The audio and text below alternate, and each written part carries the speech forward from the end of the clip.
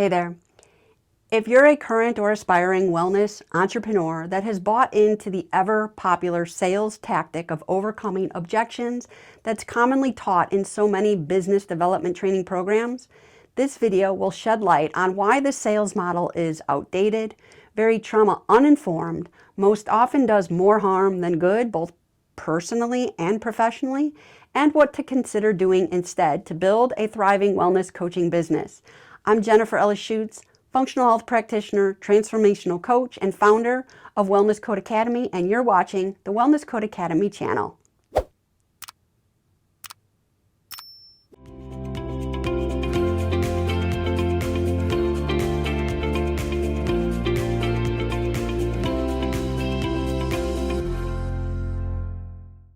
Hi everyone, welcome to today's video. We are glad to have you here.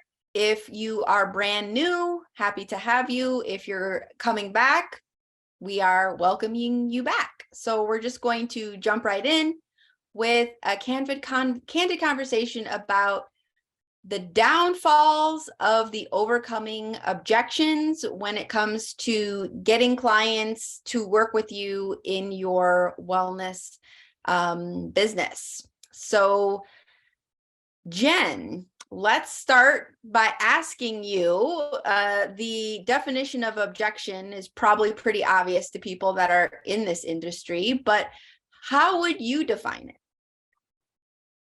I would just keep it super simple, and an objection is just a way for a prospective client to say no, to turn down working with you. That's what it is. And it never really feels good, but sometimes, and maybe many times, can be a blessing in disguise. Right. Yeah, I would say sometimes objections are completely valid, and sometimes they do come from a place of like, I'm afraid to say no. Right? And that fear comes up for a lot of people. So what in your years of experience, what do you feel are the most common objections that you've heard? So I've heard so many, but I would say the top ones are money, as in I can't afford it, time, as in I don't have enough time to spare to dedicate to working with you. Number 3, I need to ask my husband or my wife. And number 4, thanks for your time, but it's just not a good fit. So I would say those are the primary 4. Would you add anything to that list? Not that I can really think of, because the one that always stands out in my mind as being like used 90+% of the time is that I have to ask, my significant other or husband or whatever the case may be. I feel like even sometimes if people think it's expensive for whatever reason, don't always want to admit that that's the reason why they are hesitant. Yeah, I would actually add one other to the list, is they just ghost you. Hey, you have an initial session and you never hear from them again. And, silence is another way to say no. So yeah, that's true. Yeah. Mm-hmm. When you first started out in your business building journey, what was your original approach to like sales or getting clients into your practice? Yeah, so when I first started out, I knew nothing of entrepreneurship, and I even knew less about sales and marketing. Even though I had a degree in international business and marketing, they don't teach you sales call strategies for the online entrepreneurship world. And so I invested in many different business and marketing, wellness, professional training programs, and they pretty much all taught, as part of that, the overcoming objection sales model approach, which they had, written scripts for every type of objection. If a client says they can't afford it, use this script. If they say this, use that. And if they say that, then go here on the script and there. And these scripts were elaborate. I was flipping through them, trying to remember them, fumbling, feeling very awkward and overwhelmed, and just like out of sorts and out of alignment with the whole process. It didn't feel good. Mm-hmm. And it didn't work. Yeah, and I would get nervous when objections came time. Like I could feel my heart beating faster. And I'm sure that that person could sense that even in my voice, which doesn't really help the connection of getting someone in a space where they feel like they can give you the money and, you know, put kind of their trust in working with you. 100%. So it sounds like it wasn't very effective for you either. No, it wasn't. And so my current stance on it for me, and let me preface this by saying, hey, if you're using the overcoming objections model for your sales process and it's working for you and it feels good and alignment, then keep doing it. But if it's not and it doesn't feel good to you, then it's time to maybe visit another method. And so for me and anybody else that it doesn't feel good to and is not working, my stance is ditch it. It's an outdated and ineffective model to be using. So what do you feel are the primary reasons why it's not always the most effective way? I think there are many, many reasons, but I will give what I feel to be the 5 primary ones. Number 1, as I've already stated, it feels icky. For me, it's out of alignment with my core values and my divine design and how I want to operate and show up as a business owner. And whenever we operate in a state of misalignment, it never leads anywhere good. It's resistance and overwhelm and pushing and pulling the entire time. Number 2, I feel it's very much rooted in a scarcity and desperation mindset, which is going to create and send out that vibration into your space, and our vibe attracts our tribe, right? Number 3, I feel it's very non-trauma informed, okay? And in alignment with that, if you've never heard of David Rock, who's a social scientist, he has come up with the SCARF principles, SCARF, SCARF, which I can't go into what they all mean, but it's basically a framework, a construct for different elements and factors that need to be in a relationship between between 2 or more people in a social setting in order to have the nervous system stay within a state of regulation and create a sense of safety. And I feel that the overcoming objections model violates every single element of the SCARF model, which makes it very trauma uninformed, in my opinion. Number 4, it leads to a high risk of buyer's remorse and clients calling back soon after they make the investment saying, you know, it was an impulse decision and I want a refund, and that never feels good. And number 5, it runs a very high risk of getting badly mismatched clients in your business that then come in kind of with the sense of I was talked into this, and placing the onus of responsibility of creating their outcomes for them, and that kind of a sense of blame. And it just doesn't start the coaching relationship off on a good foot. Would you add anything to this list? No, I wouldn't. And I feel like I've experienced all of those on the list of, you know, having some people purchase like on the calls and then, you know, email an hour later, you know, oh, I ended up talking to my significant other and they, you know, didn't support me moving forward, or I changed my mind, or trying to follow what I've been taught in a lot of the marketing programs that I did of, if they have an objection, particularly that I have to ask my significant other, you book a second call with them on the phone, give them the opportunity to, you know, chat with their partner. Maybe you give them even talking points to, you know, go over with their partner, and then you get them back on the phone and have a conversation. But I had a lot of people, I think pretty much everybody that I ever tried that with, didn't pick up the phone. And so it ended up just being a waste of my time, but also, you know, it gets very triggering, you know, for us too, in the, you know, Well, again, it's why didn't trauma uninformed. It's triggering trauma in prospective clients, and it's triggering unresolved trauma in the practitioner. And it just doesn't, it doesn't feel good. You know, even if as a practitioner, you're coming, you know, at it from a good space of really wanting to help the person, you know, and you're not trying to be triggering.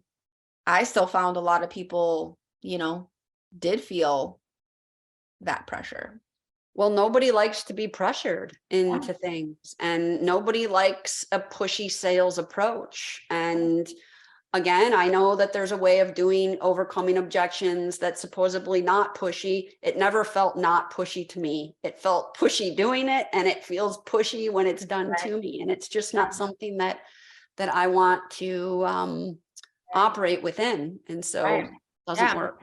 Yeah. So obviously, we have to get people into our practice, otherwise we don't have a business. So what do you kind of propose people do instead, and what approach did you then kind of transition to?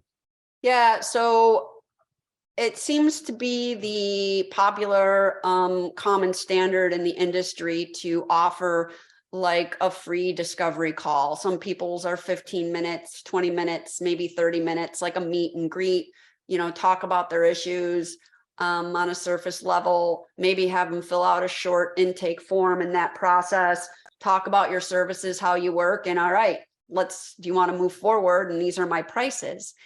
And then overcoming objections.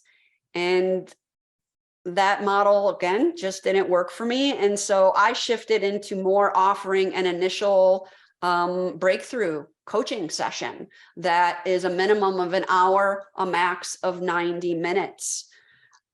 And it has a really well-structured format with no overcoming objections. And that's what I do. Would you like to hear more about that?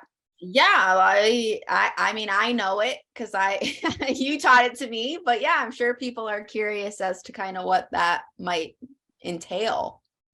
Absolutely. So it's not feasible for me to teach this in depth in this session because it's a full process that we teach together in the Wellness Code, Holistic Healing, Wellness and Life Optimization Practitioner Training Program. But I'm going to give just a kind of a nutshell rundown of it. So first and foremost, this process absolutely starts with your online know, like, and trust factor. Every single client that has signed up to work with me has said, I have been following you online for a minimum of this amount of months or this amount of years. I love your content. Your messaging is amazing. I totally resonate with you. And that's what led them to book. So I absolutely believe that having a strong online presence with good messaging and high value content is where it starts. Okay. From there, I use a very well-structured pre-session intake form that guides them through questions that points them in the direction of how I work and my philosophy of healing, and asks them in-depth questions about what they're dealing with. And the whole pre-session intake is very much rooted in neuroscientific principles, meant to help me understand their case better and to make sure that we're a good match, and to also weed out clients that aren't a good match. Then from there, I have a very well-structured dynamic breakthrough coaching session, which, like I said, is a minimum of an hour, max of 90 minutes. That's heavily rooted in neuroscientific principles, and it includes the following: rapport building, listening to the client's story, holding space for them, offering them empathy so they feel seen and heard, once again, eliciting a sense of safety.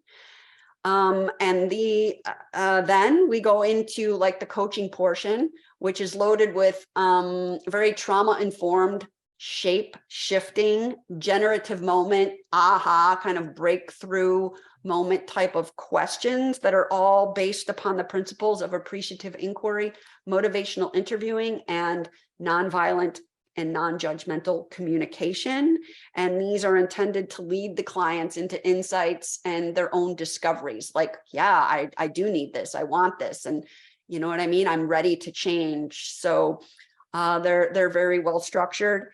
Then, of course, at this point, it feels good. You affirm your ability to help them and help them achieve the results that they're seeking, but also in your own mind, affirming, is this a good match for me? Is this a client that I want to take into my practice?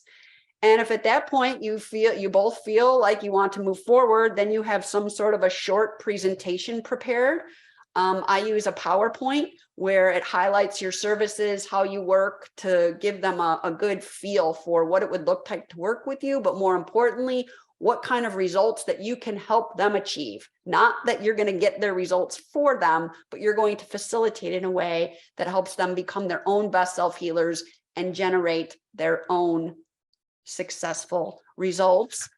And then at that point, if everything seems to be good and they are interested in moving forward, which you ask, the last point is you just wrap it up. You thank them for their time, and everything else is handled in a follow-up email where you kind of highlight what was covered and you give them next steps for moving forward. And I'll just add that I don't even go over pricing at all in the actual breakthrough session. The breakthrough session is to provide value and help them arrive at aha moments. And the email then highlights the pricing for them and gives them next steps that they can review in their own time with no pressure and make a decision that feels right and good for them. And that's the process. And you currently charge for that breakthrough session? I do. I didn't always charge. However, the busier I got, and the more high in demand my services got, I had to then create a wait list. And now I do charge, but it's a low fee. It's $97, but I didn't always charge for this. Yeah. I currently charge $97, and for $97, they're getting immense value, whether they come on board to work with me or not. They're walking away with some really good pearls of wisdom and aha moments from that session. And I feel good about it. They feel good about it. And it's a win-win. Mm-hmm. Beautiful. Yeah, I have changed my sessions to be very similar to yours, and I do charge, and to me it just energetically feels better because it's kind of a give and receive type scenario, and you feel like you're getting on the calls with a little bit higher, like ready to roll, like I'm serious about this type thing. But I agree, in the beginning it might be a good idea to offer them for free, or at least take a credit card to prevent the no-shows, or maybe even make it a lot smaller, like $20 or something, like, or $35. Yeah. And I would just want to add that since I have implemented this sales model and honed it and really got comfortable for it, that it currently translates for me to an 80% conversion rate. So meaning 80% of the people that book a breakthrough session and go through it end up signing on to one of my 2 signature packages. Yeah. And they're making the decision from a space of heck yeah versus should I don't know. They do it all in their own time. No overcoming objections, no pushy sales, no anything. And they make the decision, and I get great clients. Right. And that's what we all want, right? 100%. Yes. Mm-hmm. Well, any overviews or takeaways from today's combo to aspire, either current or hopeful practitioners out there? Yeah, if I was to give 3 tiny key takeaways, is number 1, if your current sales model is not working for you, it's time to explore doing something new, because as Einstein taught us in his time, the definition of insanity is doing the same thing over and over again, but expecting different results. Number 2, it's so important to create that vibration of abundance. And in order to do that, we absolutely need to detach from outcomes. So we just need to adopt a process that feels good for us, that we're in alignment with, and show up, give it our best, and hand it over to the universe. Don't attach, because again, when we attach to outcomes like they got to sign up, I got to need this, that's creating scarcity, a scarcity mindset, and it's very low vibe. And number 3, first and foremost, you want it to offer value. You want the client to walk away with some kind of perspective shift, some kind of pearl of wisdom, because even if they don't sign up for you, you will have planted the seed and seeds grow. They might not grow right off that bat, but they will grow at some point, and you will have played a part in that. So those are my takeaways. And once again, I just want to emphasize that we teach this whole model and provide a thoroughly done for you PowerPoint to use as the presentation if you were to become a wellness code practitioner. And the scripts and what questions. Yep. Oh yeah, the scripts, it's all, I have the framework script right here, and it's not like rotely scripted out. It's just the framework to kind of guide you so that you can bring your own personality and style to it. But it's a great structured framework, and this is all provided in the wellness code training. And have a coaching call where you go over it in real time. Yeah, where I actually demo it with a participant in the program. So we do a live demonstration of it, so they can see how it's done. Yeah. Well, I'm glad we had this conversation today, Jen, because until I met you, I had never heard of anything other than overcoming objections.